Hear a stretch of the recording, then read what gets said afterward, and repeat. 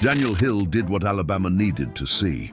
He cut weight, got faster, cleaned up his body, and publicly owned the weakest part of his game: pass protection. On the surface, that should calm the entire conversation around Alabama's run game. But it doesn't. Because the more spring comments, offensive line chemistry, and backfield details are lined up, the clearer it becomes that this story is no longer about one running back getting better. It is about why improvement is showing up, and the bigger problem still hasn't fully disappeared. That is what makes this moment uncomfortable. Alabama clearly has talent. Alabama clearly has movement. But does Alabama truly have control yet? That answer changes everything about what this offense really is heading into the season. Before we go deeper, make sure to subscribe to the channel and tell us in the comments where you're watching from right now. Every single comment gets read. And something many people ask is how these news videos are made. Simple videos like this helped monetize YouTube channels. If you want to learn how to create channels in this format, there's an ebook in the pinned comment. Just click the link and see how it works. The first signal didn't come from a highlight, it came from a correction. Daniel Hill didn't open up talking about big plays. He went straight to what went wrong: pass protection, sacks allowed, breakdowns that killed drives before they even started. That detail matters because players don't usually lead with their weaknesses unless something deeper is still being fixed inside the system. And that's where this story shifts. Hill changed his body. That's real. He lost weight, he got faster, he feels better physically, fewer small injuries, more explosiveness. All of that is confirmed, all of that is progress. But here's the part that doesn't match the surface. The improvement is clear. The control is not. Because fixing the body is one thing, fixing execution in real game speed is something else entirely. Now widen the lens. The offensive line is still coming together. That's not speculation. That's been said openly. New pieces, players learning to play next to each other, communication still forming. And in this league, that's where games are decided. One missed assignment is not just one mistake. It changes everything. The quarterback feels it first. The pocket tightens faster. Reads happen earlier than they should. The play calling shrinks, and suddenly, the offense doesn't look the same. Now connect that back to Hill.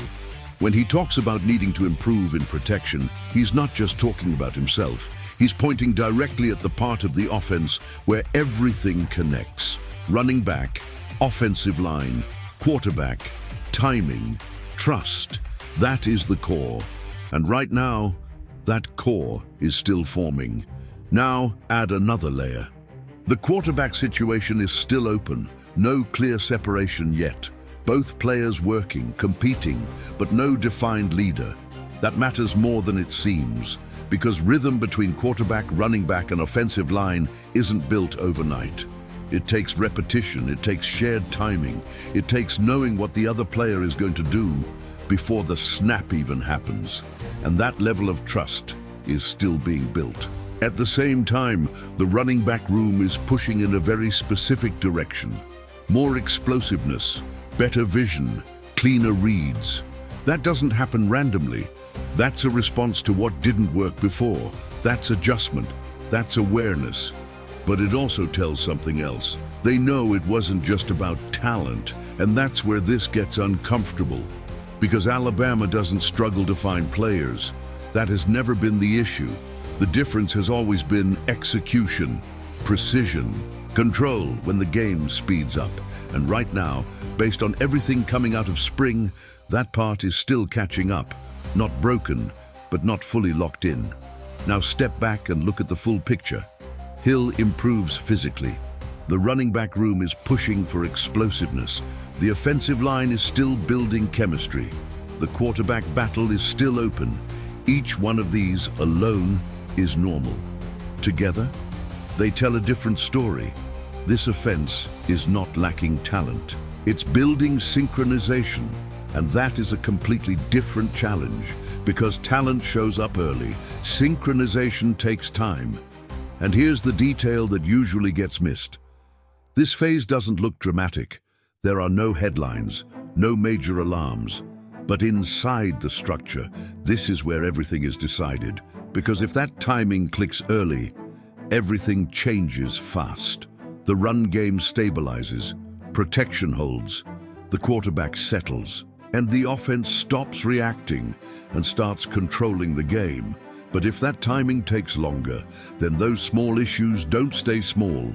They show up immediately, especially in the SEC.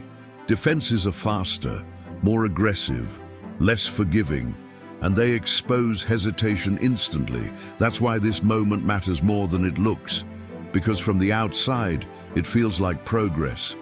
And it is. But inside the system, the real question is still open. Is the execution catching up at the same speed as the talent? Because if it is, Alabama doesn't just improve, it takes control again.